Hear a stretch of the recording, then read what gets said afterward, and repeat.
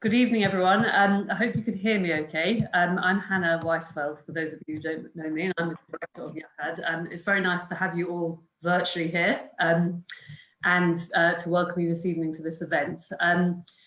As I think you are all aware, there's been an interesting set of political developments in Israel over the past week, culminating in the formation of a new government. And I'm really pleased that we're joined this evening by Dahlia Scheindlin, who is, I will introduce in a minute, who is a public opinion expert who's going to talk us through what's happened, what the government looks like now, and what it means for Israel and its electorate. Just before we get going, a couple of housekeeping rules. You're all on mute, and we'd be very grateful if you could stay on mute, because there's a lot of people on this call, and that will enable Dahlia to talk and for people to be able to hear. If you would like to ask a question, once Dahlia's spoken for a bit, I will open it up to Q&A. And if you'd like to ask a question, for those of you who might not have used Zoom before, along the bottom of your screen is something called chat. You can click on that and type into chat that you want to ask a question, or type your question. And depending on how many questions there are, we will ask some of you to ask your question. And at that point, myself or my colleague Amos, who is also on this call, will either unmute you or ask you to unmute yourselves and ask your question. If you don't know how to unmute yourself, the far left bottom corner of your screen, there is a microphone, and you can click that on and off. When there's a red line through it, you're on mute, and when there's no red line through it, everybody can hear what you're saying. If we have any problems, Amos has got control of the account, and he can kind of mute and unmute people as well. So don't worry too much if you don't know what you're doing. I realise this way of interacting is new for everybody, and so it takes time to kind of get used to it. But moving straight on, so as I mentioned, we have Dahlia Scheindlin with us. She's a public opinion expert and strategic consultant with 20 years of experience, and she specialises in liberal and progressive causes. She's advised on 8 national campaigns in Israel and has worked in 15 other countries. And Dahlia conducts research and policy analysis on the Israeli-Palestinian conflict, regional foreign policy, democracy, human rights and civil rights, and minority issues. She's a holder of a PhD in political studies from Tel Aviv University, and she is also a lecturer at Ben Gurion University. Her biography is very long, and I'm going to shorten it, just because I think we want to get going. But I think I would just preface this whole thing with saying that Yachad has worked with Dahlia for a long time. She's really well known in our circles. And actually, whenever we've looked for someone to give us a really succinct and smart insight into what's going on politically, Dahlia's often been the person over the last 10 years that we've turned to, because she has a level of insight that very few people have, and an ability to communicate that to people like you really successfully. And I think that a fair number of you have actually already met and spoken with her at previous events that we've done. So I'm going to get going. Dahlia's going to talk for a little bit and give us some background into what's happened over the past year, what's happened over this past week, and what that really kind of means for the people of Israel, I guess, and for the government moving forward. And then we will throw it open to Q&A. So I'm going to hand over to Dahlia, and she will brief us. Okay, thank you, Hannah, and thank you everybody for joining this call. One quick correction, I'm no longer a lecturer at Ben Gurion University. That's going back a few years, but I will take the moment to advertise my podcast, the Tel Aviv Review podcast. Everybody's welcome to listen to it. I was asked to start out by giving a brief summary of what happened over the last year that brought us to this point, and then take you through what happened over the last few weeks, and specifically over the last week, which are fairly dramatic developments. I am assuming some basic level of understanding of what's been going on over the last year, so I'm really just going to go through it to remind you of the details of how we got here, but without spending too much time on the explanations, and try to summarize how we got to this point. And then we'll talk about what's going on now and where I think it's leading us. So just to bring you back to, I'll bring you back to the April elections in 2019. I don't think we need to go through all the reasons why the previous government called elections early, because they weren't very early. The elections before that were in 2015. It was one of the longest phases of a government actually almost ending its term almost on time. So I don't think those reasons are quite as important. In April of 2019, Israel held elections. And they resulted in essentially a tie between the two biggest parties. That was Likud, Netanyahu's Likud, and Blue and White, which was the challenger party that had essentially established itself just ahead of these elections. It was a party that didn't exist before and was formed on the basis of one existing party and merging two other new parties. And the basic goal of that party was to present an opposition front to Netanyahu. They came in with exact same number of Knesset seats each, and the right-wing parties combined, Likud and all the other right-wing parties, the religious parties, the ultra-Orthodox parties, had a majority of the seats in parliament. They could have formed a coalition. There were 65 out of 125 seats.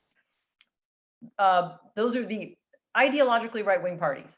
And that was basically the same kind of coalition we'd had from 2015 up until 2019.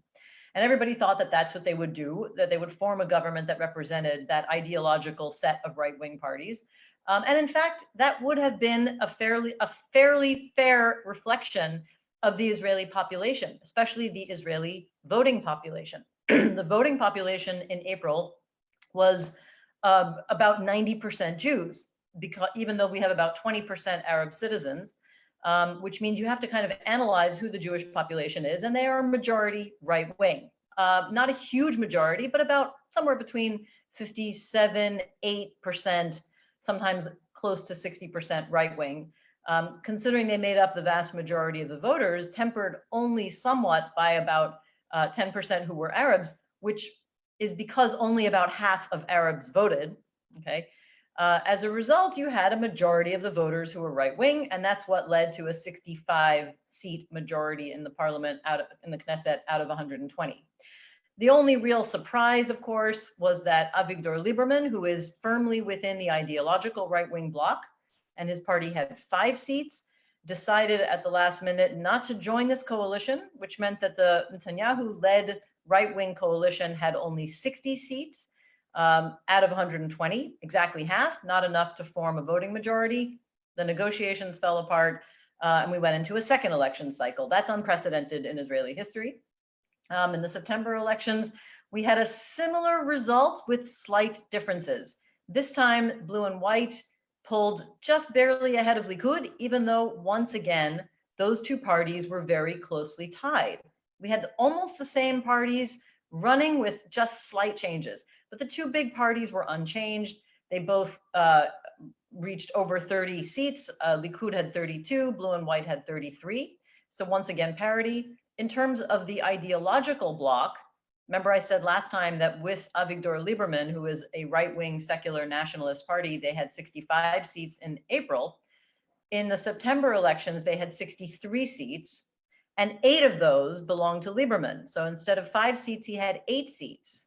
And since he was known to be resisting going into a Netanyahu-led government by September, in April it was a surprise, but in September he ran on having taken this very dramatic position. The right-wing bloc at this point, without Lieberman, only had 55 seats. So I'm going to change the terminology and call that the Netanyahu loyalist bloc. Because if I just say right-wing bloc, it should include Lieberman. But because he took himself out of the coalition option of going in with Netanyahu, Netanyahu then actually formally had these right-wing religious parties sign on to a kind of pledge to go into a coalition only with him, and that represented 55 seats, not enough to form a coalition. You probably remember, if you were following closely, that the mandate for forming the government went back and forth, Netanyahu and Gantz, and neither of them were able to form a coalition again the second time. And so Israel once again went into a third election, which was even more unprecedented, of course. And so, and I should say that because the Netanyahu loyalist bloc in September only had 55 seats, naturally, all the other parties together had 65 seats. But at that time, Lieberman, with his 8 seats, hadn't decided to join a coalition with those other parties. And that's why they couldn't form a coalition either. So Israel went into a third election cycle, a complete tailspin. We've had a very difficult year even before Corona. And this time, the results were yet again very similar if you look at the overall map of who the Israeli public is. I want to emphasize that once again, this time, the right-wing bloc, when I say right-wing, I'm including Lieberman because he is a right-wing party. They got 65 seats. This time, Likud did better than the previous time, okay, than the September elections, and 1 seat better than they did in April. So they had 36 seats. The major difference was that they had a clear lead over blue and white by 3 seats. Still pretty close, but in the sense of the political appearance, it gave them a sense of victory. But when all the results were said and done, Netanyahu's loyalist bloc, the right wing, from Likud to the religious parties to the ultra-Orthodox parties, still only had 58 out of 120 seats. They still couldn't form a coalition without Avigdor Lieberman, who this time got 6 seats. So he could have joined their government, but was still refusing to join. In fact, the surprise there, if it looked like Likud itself sort of won, our system doesn't work that way. The biggest party doesn't really mean much if you can't form a coalition.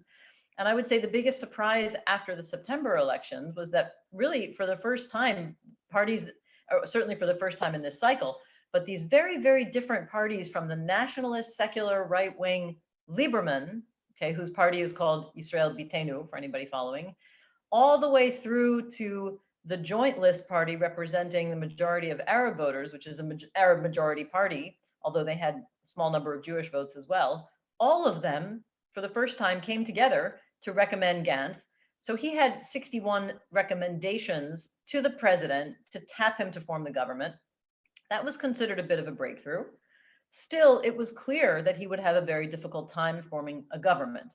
And the reason is that the joint list, which again is an Arab majority party, it's actually an amalgam of 4 different parties, 4 different factions.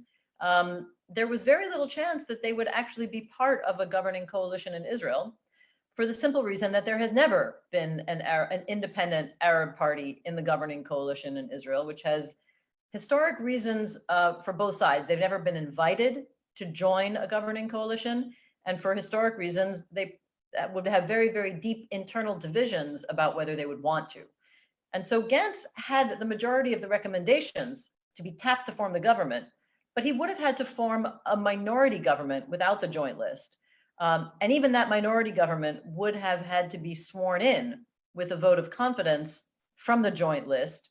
That's an emotional issue in Israel, in the sort of nationalized politics of Israel. So he was somewhat stuck. He could have gone for that option, but there were 2 fairly right-wing members of his own party, of his own blue and white, who went very public and in their opposition to that idea, threatened to kind of pull away. So it seems like what happened is that Gantz became convinced that he couldn't do it, that he couldn't form even a minority government with the support of the joint list. And on March 26th, he made the dramatic decision to agree theoretically to go into a unity government with Netanyahu. Now, there were a few other extenuating circumstances between him being tapped to form the government and him making that decision. And that decision was a bit of an earthquake on March 26th. First of all, after the elections, the corona crisis really blew itself up into its current proportions, which turned everything into sort of an emergency situation. And Netanyahu began immediately after the elections calling for a unity government, an emergency government, by which he really meant a Netanyahu-led government. But he was using, sort of promoting that idea on the basis of the crisis. The other thing that happened was that normally, I should say two things I want to put on the table. There are many things that happened, but 2 things I think are important to keep in mind is that right after the election, blue and white, knowing that it was going to have a difficult time forming a government, and some of the other members of these sort of opposition parties right away began saying they were going to try to advance legislation that would bar anyone who has an indictment pending from forming the government, which taps into a lacuna in Israeli law. Okay, so this is a bit of an open space. But immediately they started proposing this idea, several of the parties in the opposition, which got Likud very nervous and immediately was subject to accusations of being personalized law. By the way, I want to give you my analytic perspective, but I personally agree with that critique, and I'm just specifying that that's my personal view. The other thing that happened was that perhaps as a result of this threat, or just generally realizing that the Knesset was suddenly dominated by a majority of representatives from opposition parties, the Speaker of the Knesset, who has quite a powerful position, is somebody who should be chosen by the Knesset after elections. And they're only, that has to happen before the formation of a new government. So when the parties began discussing who would be their candidate from the opposition, it was clear that that opposition candidate would win because they had 62 seats in parliament out of 120. And the Speaker of the Knesset, who's from Likud, said, no way, I don't want to hold that vote. This precipitated a crisis. Various figures petitioned to the Supreme Court. The Supreme Court said, you have to hold the vote. It's written in Israel's basic laws. And instead of holding the vote, he suspended the Knesset. Okay, this was a brief suspension of several days. And then when the Supreme Court verdict actually basically ordered him to hold the vote, instead of holding the vote, he resigned. I think this was the closest Israel has ever had to a constitutional crisis, possibly even a constitutional coup in a way, because it was in violation of a basic law. The Supreme Court ordered the Knesset to fulfill the law, and the chairperson of the Knesset said no. So many people are trying to analyze that in different ways, but it was, I think, as a citizen now, again, I'm letting you know when it's my personal opinion, but now it's my opinion not as an analyst, but as a citizen. I think that was a scary moment because it's a breakdown of the natural process of making and following laws. But I think it was under that moment of genuine duress, and I think that the entire, all of Israeli society was frankly very nervous at that time because there was the sense of breakdown of authority. Two branches of government effectively shut down. I forgot to mention that because of the corona crisis and the restrictions, the courts were shut down just several days before that, except for the Supreme Court. So we had a major portion of the judiciary shut down, the legislature suspended, and only the executive functioning, and not the executive that was elected, but an interim executive that was a holdover from a government that should have been disbanded, or from the Knesset term that was disbanded in late 2018. So this was a very worrying situation.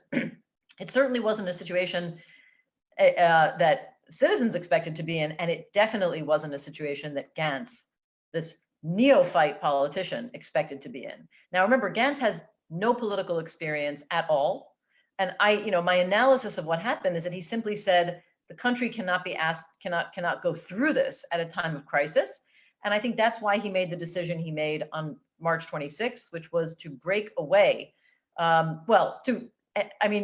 The accusations about who broke away from whom I should leave aside, but to agree to go into a government with Netanyahu, a unity government of some sort, which caused his party to split. Who's responsible for breaking away? That's the spin. But his party split, blue and white, no longer exists in its previous form. After several days of negotiations, he got to keep the name. So there is still a party called Blue and White. That's Gantz's party. They received 33 seats in the elections in April, but the number of their parliamentarians that they bring with them into this new formation with the Likud is less than that. They bring 15 seats plus 2 additional members of the original Blue and White who were with one who belonged to the factions that remained on the outside. But because those guys are 2 essentially right-wing Netanyahu proteges, they decided to go with Gantz and go into this unity government. That makes 17. And this precipitated another split within the Labor Party, because the leader of the Labor Party and Itzik Shmuli, another prominent Labor member, decided to go into the government with Gantz.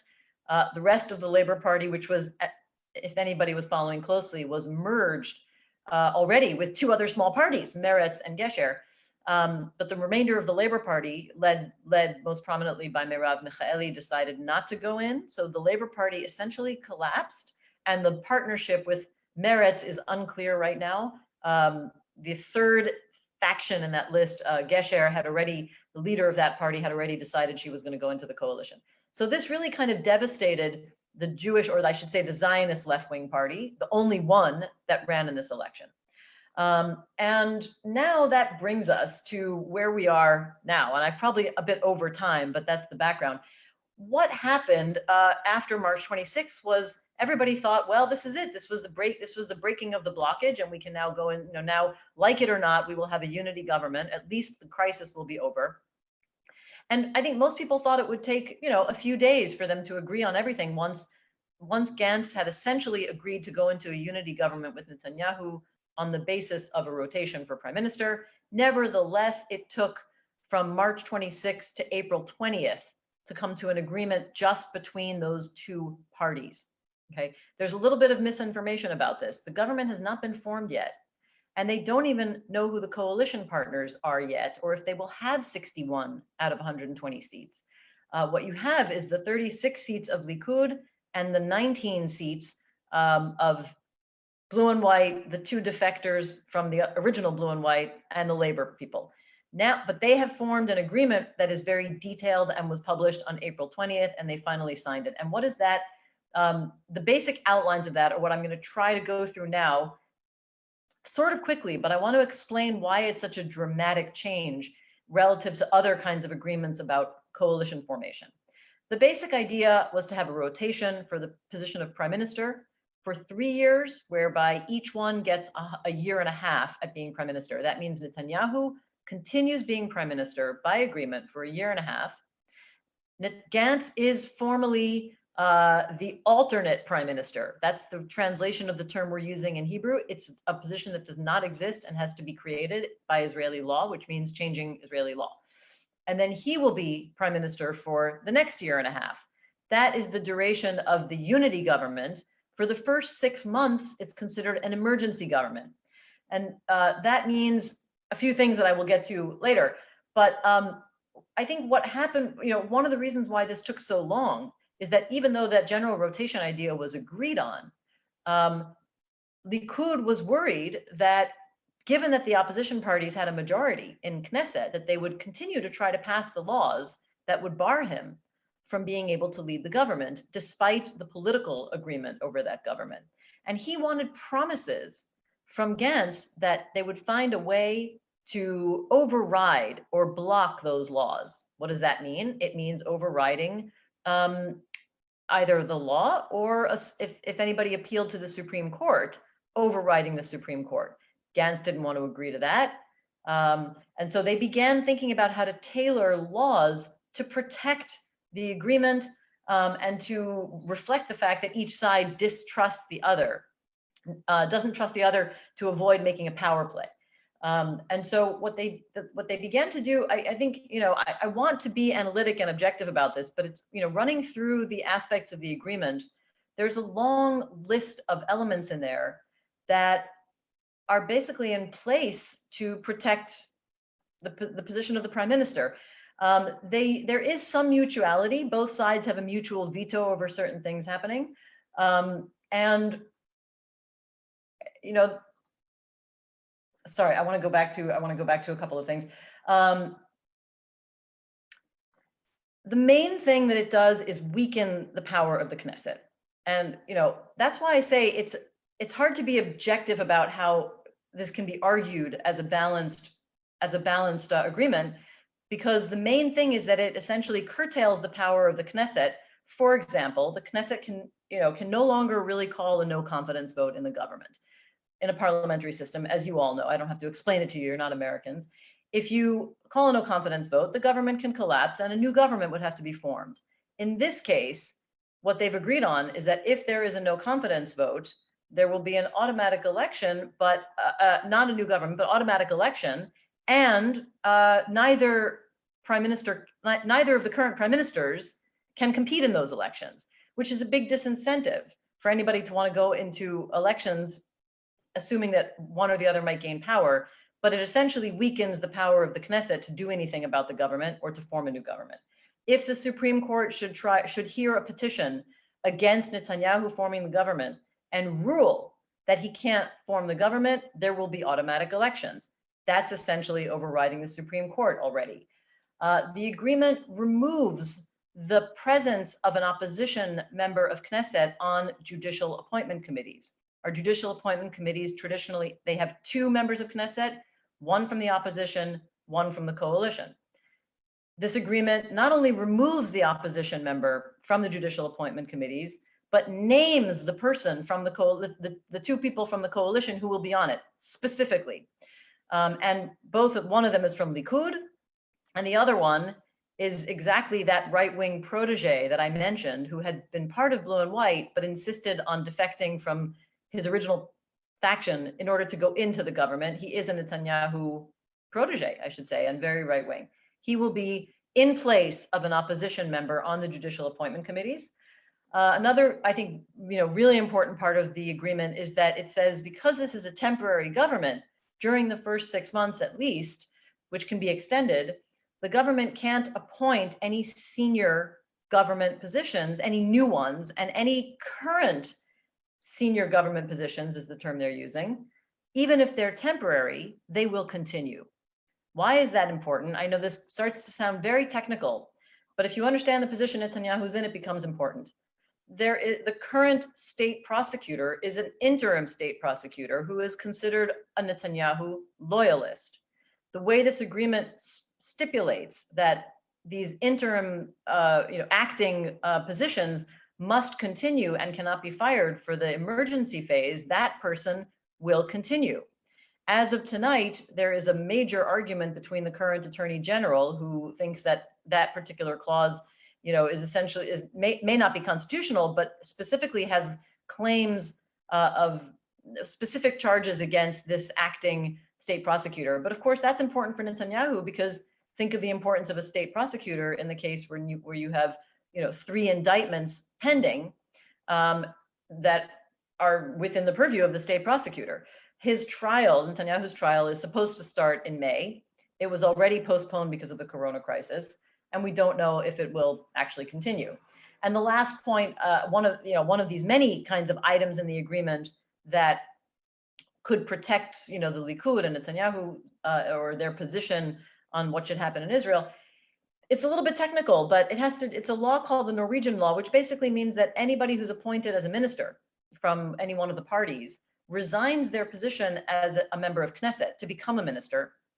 The next person on the list in that party enters Knesset, where the space opened up.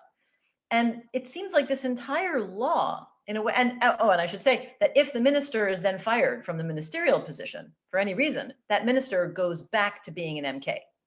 And the person who had joined in that in place of the minister is then bumped out of Knesset. And this is a complicated way, a complicated formula, but seems to have been designed to make sure that Likud has total control over their own MK designated to be on the Judicial Appointment Committee. They named that person. Remember, I said they named the 2 people who will be on the Judicial Appointment Committee. And the person they named is at the very, very, the first person who would enter Knesset when Likud ministers are appointed. So she can go into the Judicial Appointment Committee as the Likud representative. And if Netanyahu or anybody in Likud doesn't like what she's doing, all they have to do is fire a Likud minister, who then goes back to being an MK, and she's fired because she's no longer an MK. So you have to get really down into the weeds to understand how deeply this agreement tries to protect both Netanyahu personally and protect the position of Likud and the right wing, even though the loyalist bloc did not win a majority of the seats in Knesset. So we have minority bloc who is, doing everything in their power to kind of keep control over the judiciary and weaken the power of the Knesset. Okay, and that's all before I state the obvious about this government agreement, which is that the Knesset is not allowed to actually make any significant laws for the first 6 months. So if I talked about clipping the wings of the Knesset before and it wasn't clear, that's the overriding factor, because it's supposed to be an emergency government to deal with corona. And of course, for our purposes, I'm sure you're interested to know that the agreement for this unity coalition stipulates that the government must advance legislation or can advance legislation for annexation starting from July 1st with American coordination. The thing I want you to take away from this is that all of this agreement depends on a complete rewrite of some of Israel's most fundamental laws, including what we call basic laws. You know about basic laws because you also don't have a constitution. We don't have a written constitution. Our basic laws are the closest thing we have to a constitution. This rule will require amendments, significant amendments to either basic law of Knesset or basic law of government, and enacting new laws like this Norwegian law, and creating a new position for an alternate prime minister. It involves essentially completely rewriting laws for one specific purpose and essentially tailored around the political situation of one particular politician. Doesn't really square with democratic principles of an impersonal bureaucracy. It weakens the opposition, it weakens the court, and it weakens the Knesset. Now, I think that I went on much longer than I was supposed to, but I think you have to understand that some of the changes that are taking place on a very technical level. But in the big picture, I think the broader implication is that we're seeing a different kind of democratic process that weakens and challenges fundamental norms and the balance of power and checks and balances in a democracy. And that's where we stand now. Now, the other thing you have to keep in mind on a procedural level is that this is not done. We don't know who else will join the coalition. Presumably it's the right-wing parties, but that's not a done deal. And we don't know how likely all those different laws are to actually pass. Remember, the Knesset is dominated by the non-loyalist bloc. And so they have to pass all those laws. I've seen analysts who say the whole thing is a ruse on Netanyahu's part. He knows the legislation will get bogged down, won't get passed in the next 21 days, well, less than 21 days. And there will be a crisis and we'll go into election again. But I'm not sure at this point which is more challenging to Israeli society, a fourth election or this dubious agreement, I would say. So I'll stop there.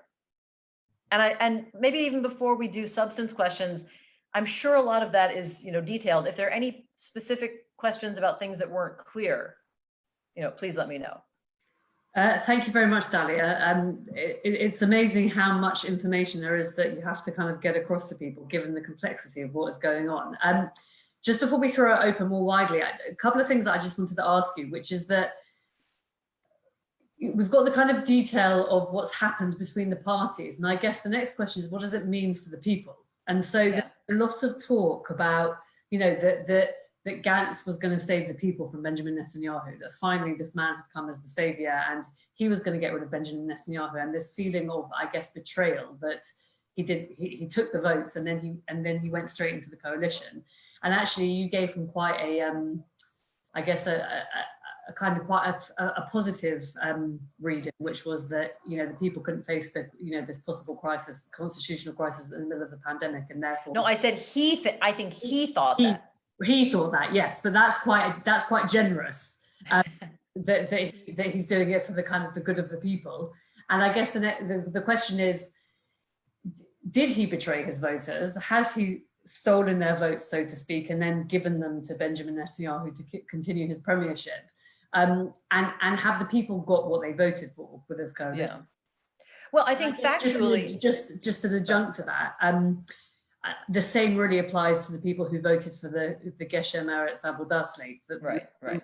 They kind of also took those votes and walked into, half of them walked into the coalition with the kind of opposition votes. Yeah, I think that factually, this is not so much my opinion, but people, I mean, in all of my polling, and I should, proper disclosure, I worked on all 3 elections for 3 different parties over the course of the year. And so I've done a lot of polling and, looked very deeply at what, what the voters think broken down by who they voted for. And the one thing that pretty much all blue and white voters had in common was their, or, you know, the top reason why they said they were voting for blue and white was to replace Netanyahu. So, you know, on a factual level, that's the reason why the majority of their voters voted for them. And now he is going into a coalition with Netanyahu under the very terms, you know, that he said he would not, which is going into a government once Netanyahu's already indicted. It was, you know, the fact that those voters wanted to support him for that reason in April was because they didn't like the direction Netanyahu was taking the country. And the corruption issue was part of it. But at that time, Gantz was able to say, I won't go into a coalition with him if he is under indictment. And he wasn't yet under indictment in April. It was a threat. It was a, you know, possibility. It was looming. So he was able to make that promise, not really knowing what would happen. But in any case, the voters who supported blue and white chose him because they wanted to see a different leadership in Israel, taking the country in a different direction. By September, the entire situation was different because he actually, was he under indictment in September? No, now I'm forgetting which month he was actually indicted, but it was clear by September that he was actually going to be indicted or already was indicted. I've lost track of the date. And at that point, you know, saying that you wouldn't go into a coalition with somebody under indictment was a reality by then. I think it must have been after November. I think it was after September. I think it was November when he was actually indicted, if I'm not mistaken. And so, you know, by the third election, the people who wanted to vote for a party to get rid of Netanyahu were even more committed than they were in April. And now he actually was indicted. So for all of the reasons, factually, Gantz broke his promise. He broke his promise in a way that is a betrayal. Again, I don't want to make that sound, I don't want to say that in an opinionated way. Proper disclosure, I didn't vote for him, so it doesn't matter to me. But his own co-party leaders, Yair Lapid, who was part of the foursome who kind of ran the party, used those very words on March 26th when Gantz made his decision. He said, this is a betrayal. And he used harsh language, said Gantz is crawling into the coalition. The Labor Party did pretty much the same thing. Amir Peretz gave the exact same promise about not going into a government with Netanyahu under indictment, and he, had these kind of publicity stunts. He shaved his famous mustache as a promise to say, I'm not going into the government. And then he did. And, I think it probably hurt even more for left-wing voters because, their entire worldview is different. And, you could see the immediate reaction of voters. The other thing that I think happened is that blue and white pulled in some portion of their votes from moderate right-wingers who were disappointed with what was happening with Netanyahu, didn't like his corruption, didn't like his attacking the judiciary. And those voters seem to have been easily disgusted by Gantz because soon after he made his decision, or around shortly after he made that decision, polls showed Likud getting like 40 seats as opposed to 36. Now, I don't believe those polls because in 3 months, if there were elections, who knows what would happen. But it was clear that voters were essentially, hemorrhaging from blue and white. And in terms of labor, I mean, this is, I think still a bit of an enigma as what's going to happen. There's no question that left-wing, Jewish left-wing voters who supported labor, probably any voters, but the majority of labor voters are Jewish, felt extremely betrayed by Orly Levy. We haven't talked about her, but she was the head of that third party that I mentioned, Gesher, which was together with Labor and Meretz. And it was considered a big deal that she moved over, she migrated politically from a right-wing party. She started off her political life in in Lieberman's party, and migrated to Labor in the kind of poignant attempt to forge a partnership over social and economic issues, which never really works in Israel in recent years. And in general, since I've been, over the last 20 years that I've been working, it rarely works. And the hope was that she would bring along with her voters from the right wing who were, difficult community for Labor to win over. Labor didn't get any more votes with her. Labor had a dismal showing in April, a dismal showing in, April was before the merger, but their votes didn't change at all in September. And then even with the merger of Gesher, Labor, and Meretz, they only got 7 seats. So it's really, certainly for the left-wingers, it felt like a big betrayal for Orly Levy to leave. and then for Amir Peretz to leave. But I almost think that that particular community seems so dejected anyway. I almost wonder what the expectations were. I think going forward, however, it probably will benefit Meretz if Meretz either sticks with what's left of labor, which is this faction led by Merav Michaeli, or else breaks off. And I think that they stand to benefit from this because any former labor voters will have essentially given up hope on the Labor Party. Many people here are talking about, you know, the essential demise of the Labor Party at this point. And one final question, then I'm going to throw it open.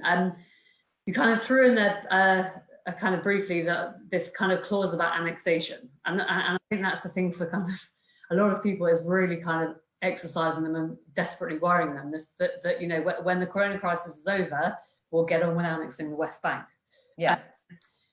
And I just wondered whether you could briefly kind of say to what extent that is a policy that would have the backing of the Israeli people, because that's been a kind of thing that has been forced through the coalition as part of the agreement. Yeah. And it's not clear whether the people actually would have voted for that policy. Right. Yeah. I mean, this is I wish we had a lot more time to talk about it because it's a very big issue. But I mean, public opinion, essentially, it's a little bit complicated because there's so many different ways that annexation can happen. And public opinion really changes based on whether we're talking about annexing one little settlement like Ma'ale Adumim or the entire West Bank. And you see completely different attitudes on that. But I would say that essentially, for the thematic understanding, just annexation as a concept, annexation of the West Bank in some form breaks down along ideological lines. The right wing, the self-defined right wing, the people that I said are about half of all Israeli voters and closer to 60% of Jewish voters, basically support that. Basically, you know, not 100%, but maybe 70%, you know, depending on how you ask the question, or 80% if it's, you know, a more moderate version.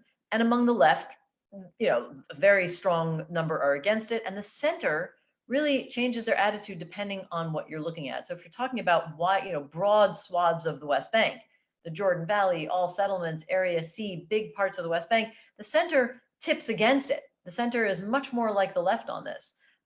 Tips, depending on how you ask the question, could be 60% against it. However, there are ways to do annexation that get a bigger consensus. And for example, if you annex one settlement, and I have tested this and I have written about it publicly, if you test just annexing Ma'ale Adumim, 80% of Israeli society, average, agrees with it. That means even the populations who support it lower are just a little bit lower, including the left and the center. So this brings us back to the question of what kind of annexation we might see. I will tell you something that I think no Israeli and no Twitter personality and no Israeli journalist seems to have commented on, not sure why, but the clause in the agreement that talks about annexation says the following very strange thing. It says that by July 1st, the government should, you know, table legislation or just put on the agenda for a government decision in cooperation with the Americans, extending annexation. It never mentions where. I mean, I was joking that maybe they meant to annex a lot, you know, start charging VAT. But no, it just doesn't say anything about where. And I think that it's not because they mean some other place. It's going to be the West Bank. But I think that the obvious reason for that is to leave it very, very loose about exactly what we're annexing, so that Netanyahu can maneuver with very incremental forms of annexation if he wants to, throw a bone to the right wing by maybe formalizing annexation of Ma'ale Adumim instead of the more bombastic versions that are likely to draw severe international fire, like annexing the Jordan Valley. I could be wrong. I'm waiting to be proven wrong about my theory. My theory is not politically driven. I you know, in my political alarmist personality, I would say, well, he's going to annex the whole thing. But I think as an analyst, he is more likely to do it incrementally. Although he is much less restrained now because there's so much less supervision of the Supreme Court and the Knesset. And so Netanyahu is much less constrained by domestic forces. The only thing constraining him is international blowback. And we all know that one of the most important figures in the international scene is one of the figures pushing for annexation most strongly, and that's the American administration. Thank you. I know that there's a clarification question from Michael Hilton. So Michael, if you can unmute yourself and ask your question, and if you have trouble, we can unmute you. Oh, I'm fine, thank you. Thank you, Hannah. Thank you, Dahlia. It's a fascinating talk. I lost the plot in the story somewhere around March the 26th. So you said that Likud in this agreement have 36 seats, and Blue and White plus Labour plus affiliates have 19. So that makes 55. Yes. Could you explain in simple terms where the rest of the seats are going to come from? Yes, thank you for asking that. Netanyahu's, remember this whole time I've been talking about his loyalist bloc, by which I mean not only right-wing parties, but the right-wing parties that have committed to going into a coalition with him. That basically includes two ultra-Orthodox parties, Torah Judaism, the Ashkenazi ultra-Orthodox party, and Shas, the Sephardi Mizrahi ultra-Orthodox party, and a party that basically represents the national religious community in Israel, which goes by many names over the course of this year, somewhere between Yamina and the Party of United Right-Wing Parties. I mean, very strange names, but essentially they're called Yamina now, and you might know them by the names of their party leaders, Naftali Bennett and Ayelet Shaked. Naftali Bennett is currently defense minister. He wants to keep that position. That party currently holds also the education ministry and the transportation ministry. In the previous government, more importantly, perhaps, from 2015 to 2019, Ayelet Shaked from that party held the justice ministry. She has presided over and taken a very active role in a 4-year campaign, which actually has much longer roots, of opposing the judiciary, basically, opposing, undermining, trying to curb the powers of the Supreme Court, trying to increase political oversight of the Supreme Court. So that has laid the groundwork in terms of public legitimacy for what we're seeing now in the attempt to increase not only political control, but specifically the control of the right-wing parties within the coalition over the Supreme Court.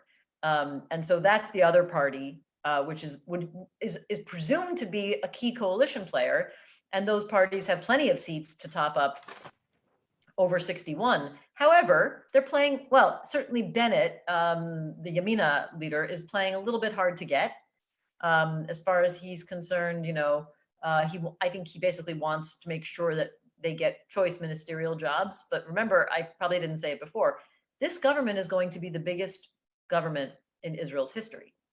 We're talking about 36 ministers, up to 36 ministers, and their deputy ministers could push it to 50.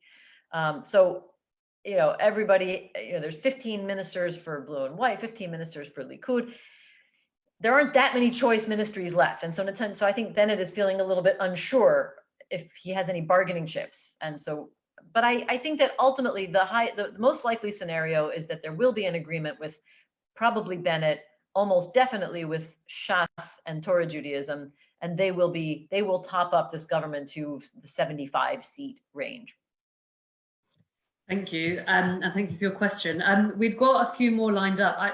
I'm going to make a suggestion, which is that we take 2 at a time, just because if there's some overlap, then you'll be able to weave them together. So the first one is from Toby Cohen, and the second one is from Ben Reef. So Toby, if you want to ask yours, and when you're done, if Ben, you want to dovetail with yours, and then we'll take it from there. Okay, so I guess the question I was going to ask is like sort of more of a general one, which is sort of goes along the lines of so like is this like normally democracies, when they get wealthier, see like a greater like strength in the rule of law and greater legitimacy for the rule of law in those countries. In Israel, it seems like kind of the opposite has been happening. And then that seems to be speeding up in the last few years. So my question is like, why do you think that's the case when normally the opposite happens? Okay, I'm just writing these down. Yep, next. Ben, do you want to go with yours? Yeah, is it right if I ask 2 quick questions? Is that fine? Just do it. Don't ask anybody. Okay. Firstly, I wanted to ask if you thought Gantz could have done more to form a minority government, or if it was completely impossible with the defections, or maybe he could have done more to bring those people back in or something.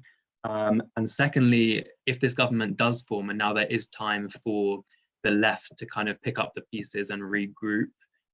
People have been talking about some kind of Jewish-Arab partnership, maybe a new party forming, or just cooperation within the Knesset. Ayman Odeh is inspiring a lot of people among the Jewish population at the moment. Would the joint list split, or is that not on the cards? Mm-hmm. Okay. Should I start with those? Okay, Yeah. I will. So first of all, I sort of apologize because I think the point about the Arab voters, I'm going to go backwards here.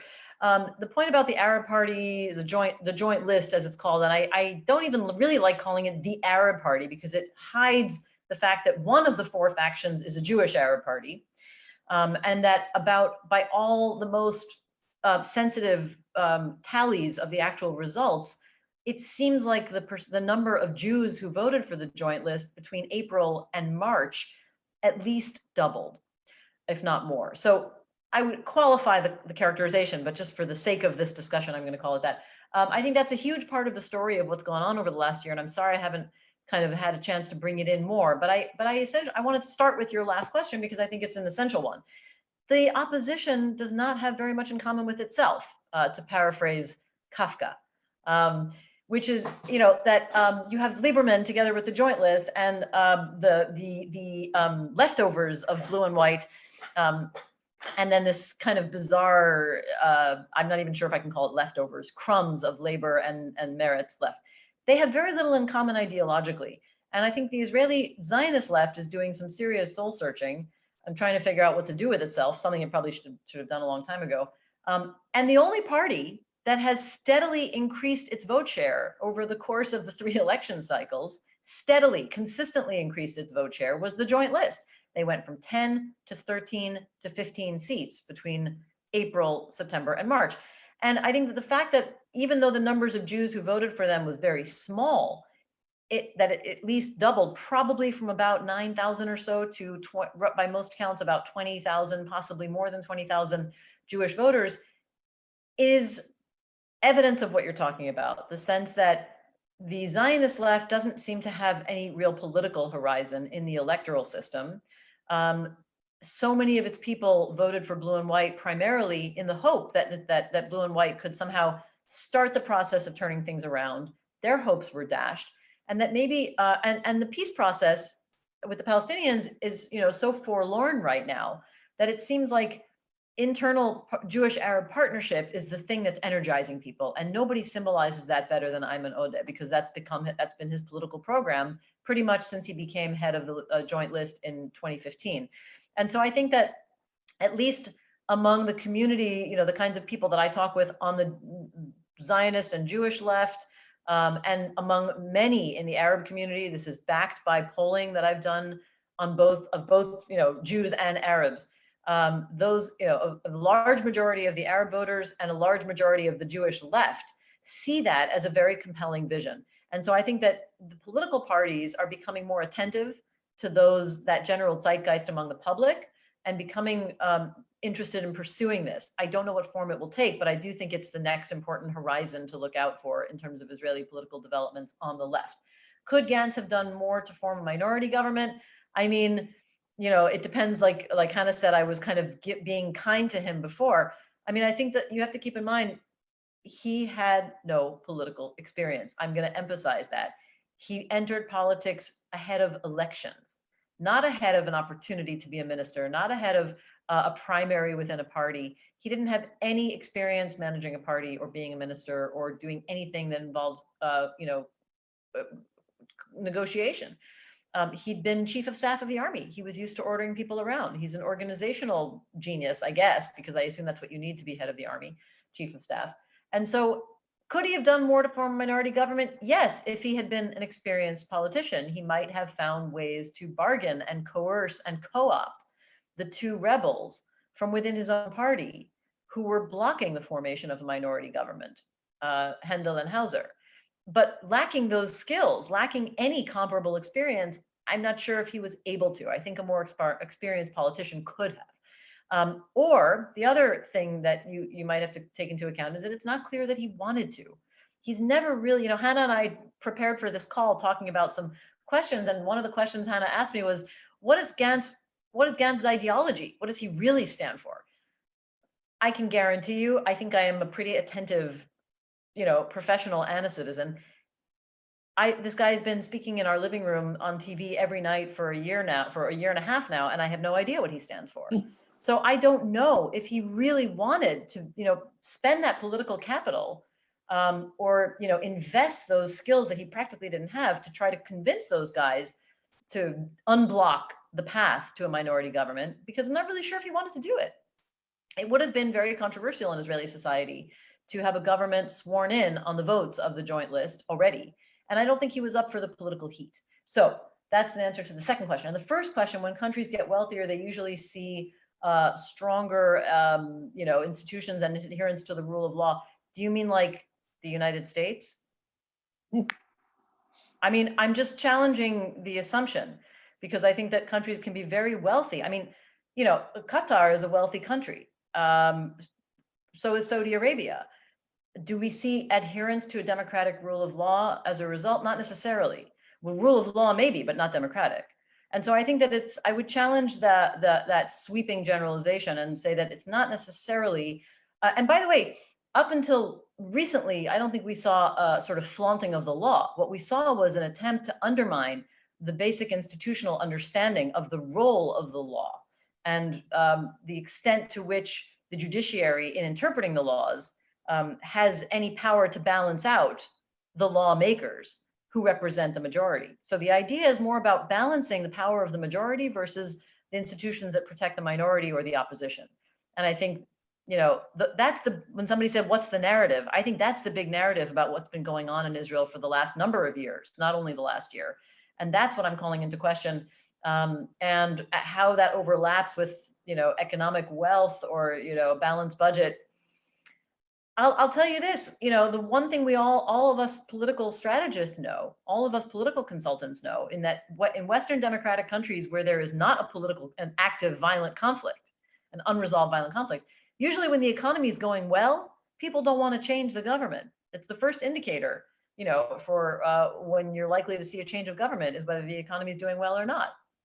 And if the economy is doing well and people don't have a conflict on their minds, whoever is in power, even if that person is not necessarily the most liberal Democrat in the world, is likely to get reelected. So Israelis had gone a long way to kind of forgetting about the idea of conflict resolution over the last 10 years. The peace process has been defunct. If the conflict ever does come on the agenda, it's in the form of a threat, which means you want a tough right-wing leader. And so I can see the pieces coming together that show that even though Israel is doing well was doing well economically up until the Corona crisis, why they kept re-electing Netanyahu within the context of Israeli politics. So I'm not sure if that's a good answer to your question, but it's how I see the situation here. Thanks, Dahlia. I've just been alerted to the fact that it's 8 o'clock on a Thursday night, and just to fill Dahlia in it, that we are now having a weekly clap for our NHS. I'll clap for your NHS. So I don't know if anyone wants to go outside their front door and give a quick clap. But we said we would actually finish at 8, which is now, but there are 4 more questions. And if it's all right with Dahlia, we'll take these last 4, and then, and if people need to drop off the call, the benefit of being on Zoom is that you can disappear and no one will see you walk out the room. I won't be insulted.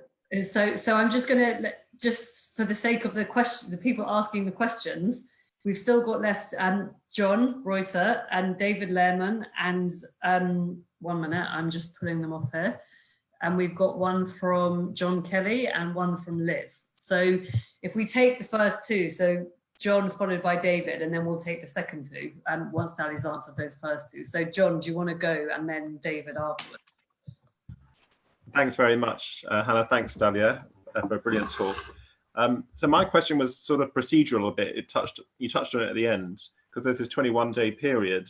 And I just wondered whether there's a chance procedurally whether changing all these laws can't actually happen, and if it gives the opposition any opportunity, for example, by slowing things down to actually prevent this government from forming, and whether they might try and do that. Okay. I take 1 or 2 more. David, do you want to go with yours? Or do we still have David here? He's gone, so we'll go to the next one. Oh, fine, okay. All right. It's just like the Norwegian law. He dropped out, so we take the next one at the end of the list. John Kelly was next. Have we got John here still? If you guys didn't get that joke, it means you weren't listening. Thank you, Hannah. My question was, will this new government be more sensitive to European concerns? And what could the British and other European governments do to discourage further annexation? So why don't we just take the final question in that case, if that's all right. So Liz, I think you've got a question. Annexation. To paraphrase Gantz a few weeks ago, I think he said that he wouldn't support any form of annexation unless it was also supported by the international community, not just America, but the international community.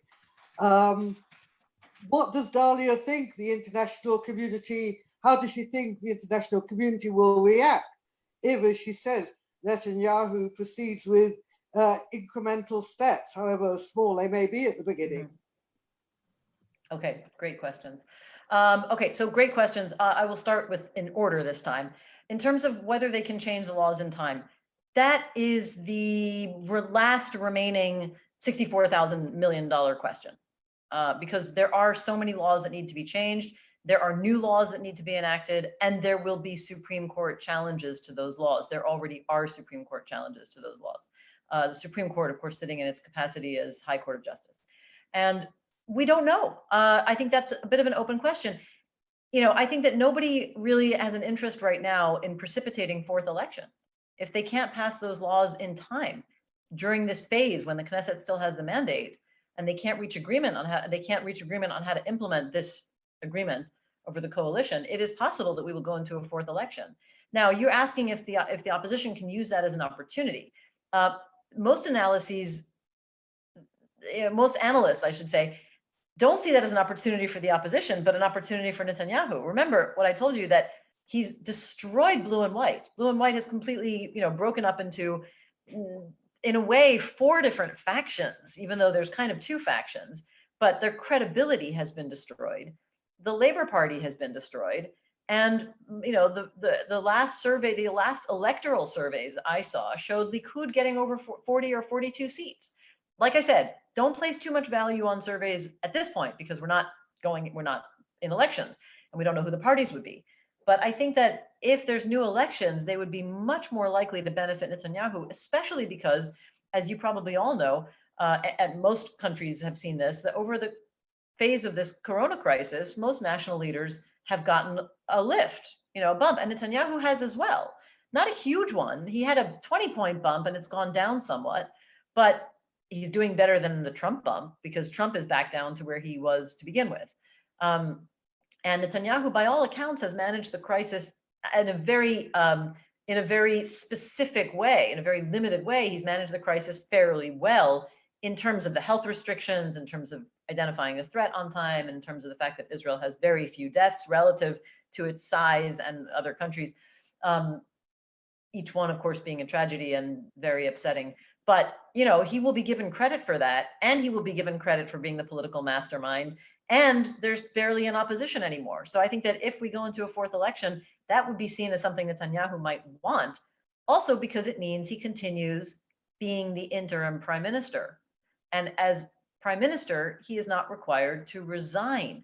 The court challenge to him being prime minister is all about the lacuna of whether a person can be asked to form a government or can become prime minister with an indictment. But the law is very clear that if you were already prime minister, you don't have to resign under indictment.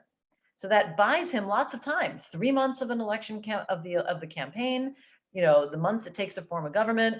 Not a bad situation for him. Most people think, and I kind of reserve judgment about whether, what he was doing this whole time over the course of the year, whether it was all just to stay out of court. I feel like I'm not inside his head. But the way this agreement is set up, the items that I just tried to spell out for you make it very clear that his only real goal is to protect himself. And so if the agreement isn't passed, again, even one analysis I saw thinks that this is the whole reason why he passed this kind of an agreement, is so that it would get bogged down and it would blow up and it would lead to another election cycle. I still have a hard time believing that, but who am I? I mean, I've been surprised, like all of us, by everything that happened this year politically. So that's for the first question. The second question, will the new government be more sensitive to European concerns about annexation? I love this question because it allows me to say the following. If you want to know the answer to that, read my paper from December. It's a paper, thank you, Amos. It's a paper that I wrote specifically about the range of reactions of the international community to other cases of annexation around the world following the Second World War. It was published by Mitvim, which is a local progressive think tank dealing with foreign policy issues. I'm happy to send it around afterwards. The upshot is that that paper doesn't address the politics of what Israel's new government, because I didn't know what they were then. This was in December, and I wrote the paper, in the previous months. The point is, what has happened up until now is that the European community, and in general, the international community, has a range of options of what it can do to try to, punish or admonish countries that undertake something like annexation. Israel has gotten the mild end of the spectrum up until now. But and this is where I'm moving beyond the paper to what I hear from the diplomatic community, which is that there is a great buildup of frustration, knowing that Israel is not just about to pass annexation legislation, but that Israel is already annexing on the ground in numerous ways, not only physical spread and not only settlements, but legislation, technical legislation, small forms of expansion on the ground.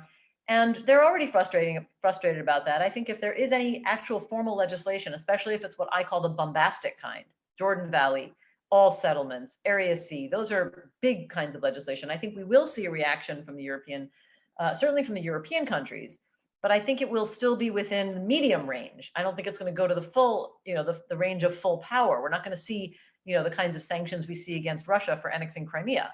I don't see how the European countries will ever agree on that as EU policy. You'll have to tell me what kind of policy the UK decides on. In terms of whether Gantz has committed to only supporting annexation if the international community supports it, I think that you've probably figured out over the course of this talk what Gantz's word is worth. And when he said that about the international community, it was sort of a preference. What they actually agreed to in this written agreement was that in cooperation with the Americans. And we know what the Americans want. So I don't think it's going to be so much that Gantz will feel the need to hold himself to his word, because he didn't, he said that at one point. It's gone with the wind. Nobody's going to remember it. And he's broken much bigger promises since then.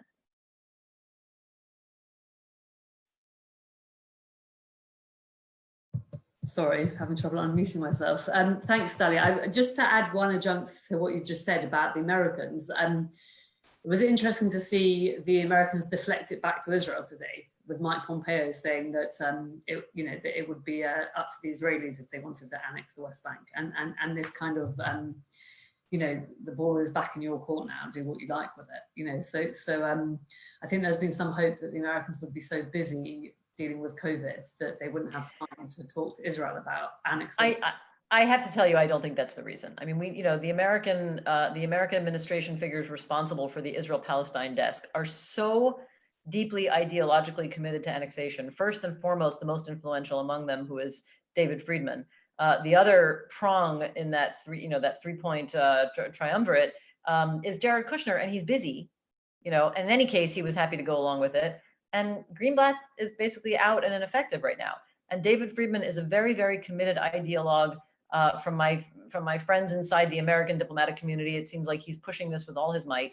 And so, Pompeo saying that is not a matter of conveying that we're too busy. It's a matter of saying we will let you do what you want, even if it involves America essentially violating international law by allowing it to happen without any particular repercussions. I mean, international law does not just preclude conquering territory by force and annexing it.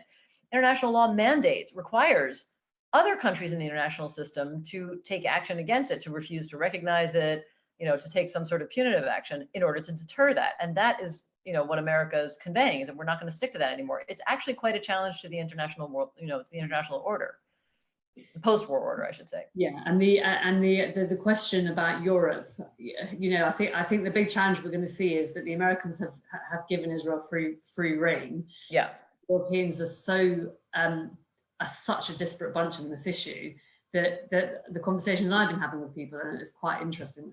I'm not sure interesting is the right word because it's very worrying, but the idea that there will even be a joint statement that comes out of the EU kind of condemning Israel is not a done deal, because there's a very significant chance that kind of Poland and Hungary will block that from happening. Right. So we're in a situation now where you know, the world is obviously very busy dealing with the COVID crisis. The Americans are not interested in stopping Israel, and in fact, you know, as you say, are wanting to promote it, and Europe is not a unified voice on this issue. So I think, if anything, we should be extremely worried, actually, about the prospect of annexation and the lack of response from the international community. I'm going to draw it to a close because we could talk all evening, and you kind of scratch the surface of so many fascinating things. But I mean, I guess your part of your overarching message is really, you know, it seems to me the extent to which Israel's whole kind of worldview needs to be rewritten in order to kind of make this government happen, and the kind of hoops that have to be jumped through kind of constitutionally and in the courts even, are quite extreme. And so, you know, the headlines of the Gantz-Netanyahu agreement are just kind of really a headline, and beneath the surface there's something really quite complex and quite messy. And I think for those of us that kind of are used to living in a relatively high-functioning democracy, although you could question that over the last 3 years in this country, it's quite terrifying that that Israel can kind of undo that, you know, to protect individuals basically. And I think certainly for me that is a takeaway from what you've said, that there is a very high level of protection of the individual and a very low level of protection of democratic norms going on. Yeah. Just to give you a kind of taster of other stuff that's coming up, which I hope you will all tune into, and in the next couple of weeks, hopefully we'll get the date out there tomorrow, we're going to be doing something with Jeremy Ben-Ami from J Street, talking about Biden and his nomination as the Democrat candidate, and if he were to win in November, what impact that might have on the region. That will be coming sometime at the beginning of May. We're also hoping that in the next few weeks, we'll be talking to the Palestinian ambassador in the UK, who's also the former Palestinian ambassador to Washington. And Hussam. Yeah, Hussam's on. My regards. And this coming Monday is Yom HaZikaron, and we have for the past 3 or 4 years been working with the New Israel Fund to stream the joint Israeli-Palestinian Memorial Day ceremony that takes place every year, which is organised by the Bereaved Families Forum and Combatants for Peace. We will be live streaming it against this year, but obviously the entire ceremony is online this year. And if you're interested in watching that on Monday night, the details are on our website. But to say thank you to Dahlia, thank you to Amos, who's kind of been at the back end of making sure that this Zoom call works effectively, and to all of you for kind of signing in and listening. And I know that people have a lot of reasons to be distracted at the moment, and it's nice to know that there is an audience that wanting to hear from us and from Dahlia. So have a good evening, and wishing you all well in this difficult time, and hoping to see you again on one of our Zoom calls.